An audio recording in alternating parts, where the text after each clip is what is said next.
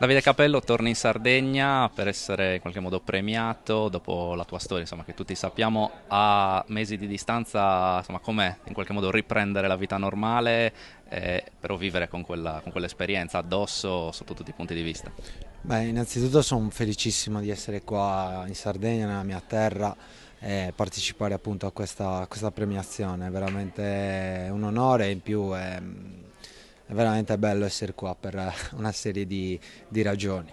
Piano piano stiamo cercando di tornare alla vita normale e ci mettiamo d'impegno. In qualche modo questa storia molto triste, per te in realtà a lieto fine, ti ha riportato, no, nel mondo del calcio, anche di alto livello, no? L'esperienza con il Genoa.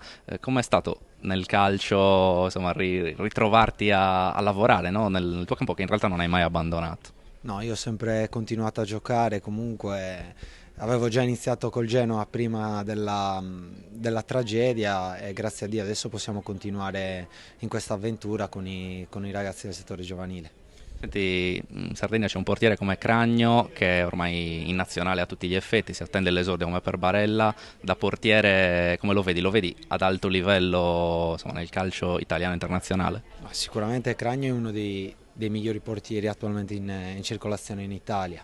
Gli auguro vivamente che lui possa esordire in nazionale e far compagnia a Tore Sirigu, l'altro nostro conterraneo. Una bella battaglia tra un sardo e il portiere del Cagliari. Esatto, sì, sì, sì, poi sono due ottimi portieri che meritano di stare dove stanno. Senti, Barella come l'hai visto? Ormai elogi più da parte di tutti, insomma, immagino che anche tu sia stato impressionato positivamente. Assolutamente, è un giocatore d'alto livello, ha fatto due grandissime prestazioni in nazionale e in più un ragazzo sardo, vederlo con i colori dell'Italia è sempre una gioia per noi sardi.